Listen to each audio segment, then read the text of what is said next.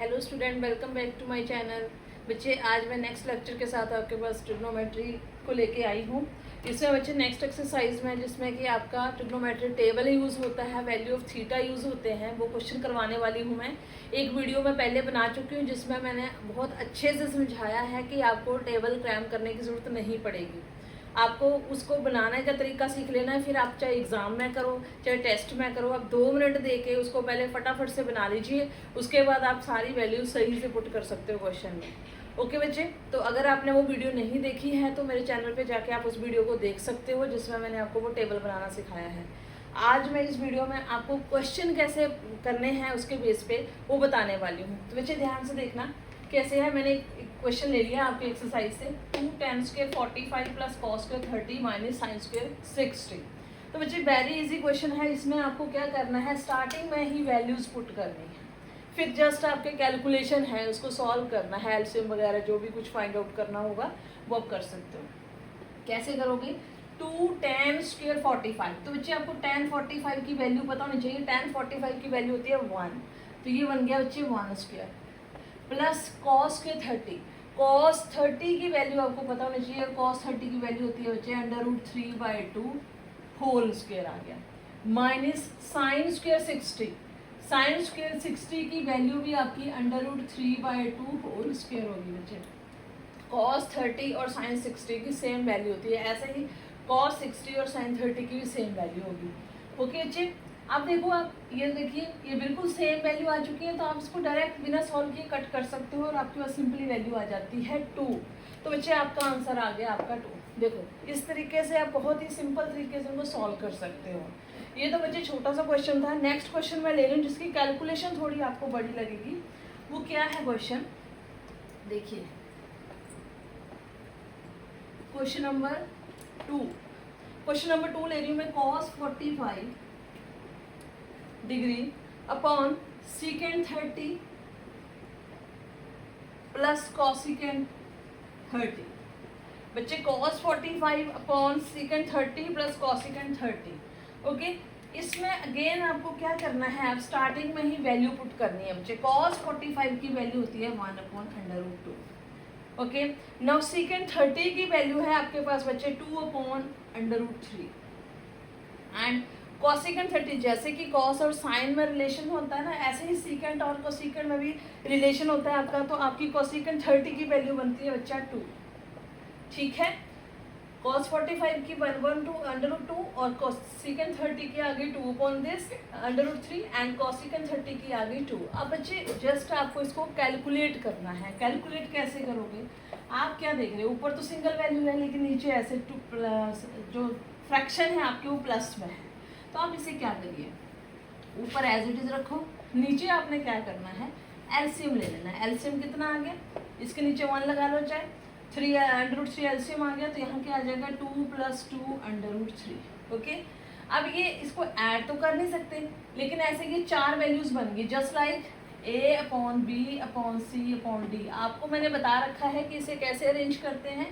A/B as it is और C/D का क्या बन जाता है, उल्टा हो गया D/C। सेम इसे कीजिए, आपके पास आ जाएगा 1/√2 मल्टीप्लाई बाई √3/2 प्लस √2/3। ओके बच्चे, यहाँ तक पहुँच गए। अभी भी ये आपस में इसको मतलब कंबाइंड नहीं कर सकते हम क्योंकि ये सारी डिफरेंट है। तो आप चाहो तो जस्ट इसको बस ब्रैकेट में रख सकते हो।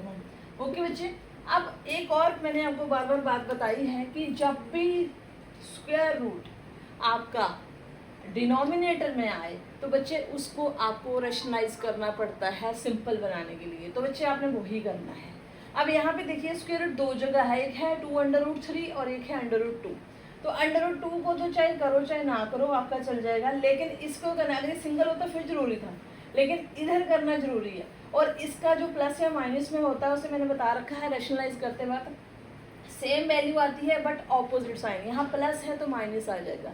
तो कैसे करेंगे, √3 as it is, √2 2 + 2/√3 as it is आ गया, मल्टीप्लाई बाई √2 2 - 2/√3 अपॉन √2 2 - 2/√3। ओके बच्चे, अब आप जस्ट काट मत देना दोबारा, बहुत से बच्चे इसको कैंसिल कर देते हैं, नो, फिर क्या फायदा हुआ करने का। आपने इसको डिनोमिनेटर को मल्टीप्लाई करोगे, डिनोमिनेटर, जब डिनोमिनेटर को मल्टीप्लाई करोगे, ये भी रूट वाला, ये भी रूट वाला, कितना हो गया √6, और बाकी का एज इट इज लिख दिया मैंने। नेक्स्ट यहाँ देखिए √2 कितना बन जाता है 2, और 2 प्लस दिस, और ये क्या बन गया आपके पास बच्चे, ये देखो एक फॉर्मूला बन रहा है a plus b a minus b, वो किसके इक्वल होता है, a plus b a minus b, a square minus b square. तो अप्लाई कर दो यहाँ पे, ये a स्क्वेयर बन गया एंड माइनस दिस, ये b स्क्वेयर बन गया। ओके बच्चे, नेक्स्ट क्या होगा आपका, इसमें कैलकुलेशन ही है थोड़ी। नेक्स्ट देखिए, आप चाहो तो आपको यहाँ 2 दिख रहा होगा ये, तो इस 2 को कैंसिल करने के लिए आप यहाँ से 2 कॉमन भी ले सकते हो, तो मैं वही करने जा रही हूँ। 2 कॉमन लिया, अंदर क्या बचा, पहले √6 जो एज इट इज है वो लिख दिया, और बाकी बचा 1 माइनस √3। ओके बच्चे, नीचे है 2 एंड 2 स्क्वेयर कितना हो गया 4, एंड माइनस 2 स्क्वेयर 4, और √ और स्क्वेयर आपको पता कैंसिल हो जाते हैं, तो 3 यहाँ से आया, 4 3 12, 2 से 2 कैंसिल, √6 माइनस √3 अपॉन -8। बच्चे ये भी आपका आंसर ही है, ये आंसर आ चुका है, लेकिन आप चाहो तो थोड़ा 1-2 स्टेप और करके इसको थोड़ा सा और कैलकुलेट कर सकते हो। और क्या कर सकते हो, √6 को अंदर ले जाओ, साथ में माइनस को बैलेंस कर दो। माइनस बैलेंस करने से क्या होगा, जो नेगेटिव है वो पॉजिटिव हो जाएगी, पॉजिटिव वाली नेगेटिव। तो √6 को अंदर लेके गए तो कितना बन गया √18। ओके, 6 3 18, रूट वाले मल्टीप्लाई कर सकते हो आप, एंड माइनस √6, और अपॉन कितना आ गया बच्चे आपके पास है 8। ये आपका आंसर है बच्चे। ओके, आई होप कि अब आपको समझ आ गया होगा कि कैसे सिंपल कैलकुलेशन है बच्चे, इसमें 2 ही चीज़ें यूज होंगी इस कैलकुलेशन में मोस्टली, एलसीएम एंड रैशनलाइजेशन। ठीक है, वैल्यू पुट करेंगे, एक नंबर तो आपका यही बन गया, जैसे ही वैल्यू पुट करोगे आप, एक नंबर आपका यहाँ मिल गया, और बाकी का 1 नंबर मिलेगा आपको कैलकुलेशन का। ओके बच्चा, आई थिंक ये क्वेश्चन समझ आ गया होगा। अब एक और क्वेश्चन मैं करवाने वाली हूँ जो कि ज़्यादातर MCQ में आता है, वो कैसे आपको सॉल्व करना है वो भी देखो, सेम यही तरीका रहेगा उसको सॉल्व करने का भी। देखिए 2 tan 30 degree upon 1 plus tan square 30 degree, 2 tan 30 degree upon 1 plus tan square 30। तो अगेन पुट कीजिए वैल्यू, tan 30 की वैल्यू होती है बच्चे 1/√3, 1 प्लस 1/√3, सेम वैल्यू, स्क्वायर आ गया। ओके बच्चे, इसको आप क्या लिख सकते हो, 2/√3 ऊपर, और नीचे क्या बन जाएगा 1 प्लस 1 स्क्वायर 1 है, और 3 का स्क्वायर कितना, √3 का स्क्वायर कितना हो गया 3।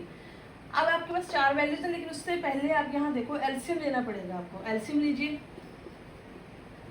एलसीएम कितना आ जाएगा बच्चे 3 आ जाएगा। 3 से यहाँ क्या बन गया 3 + 1 कितना हो गया 2/√3 upon 4 upon 3, again A/B/C/D, 4 values बन गई। इनको कैसे लिखेंगे 2/√3 एंड पलट देंगे इसको 3/4 आ गया।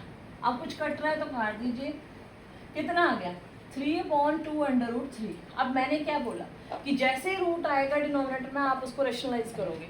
रेशनलाइज करने के लिए सिंगल वैल्यू ही है, आप रेशनलाइज कर दो। आप चाहो तो 2 को लो साथ में, चाहे ना लो, ठीक है, क्योंकि 2 अब नहीं भी लोगे तो चलेगा, क्योंकि 2 रूट में नहीं है। अब आपने क्या करना है, डिनोमिनेटर मल्टीप्लाई कर दो, एंड डिनोमिनेटर 2 तो एज इट इज 3/√3 कितना होता है 3, 3 2 6। अब इसे कैंसिल कर दो, आपके पास वैल्यू कितनी आएगा √3/2। अब बच्चे आपके पास ऑप्शन है आगे कि ये किसकी वैल्यू होगी, sin 60 की, cos 60 की, tan 60 की, या sin 30 की। तो बच्चे √3/2 जो है वो आपकी cos 30 की वैल्यू होती है या sin 60 की। अब दोनों में से यहाँ ऑप्शन ढूंढो कौन सी मिलती है आपको। तो आप देखोगे अपनी बुक में कि cos 30 नहीं है आपके पास sin 60 है। तो बच्चे क्या आंसर होगा इसका sin 60, आप sin 60 पर टिक कर दोगे।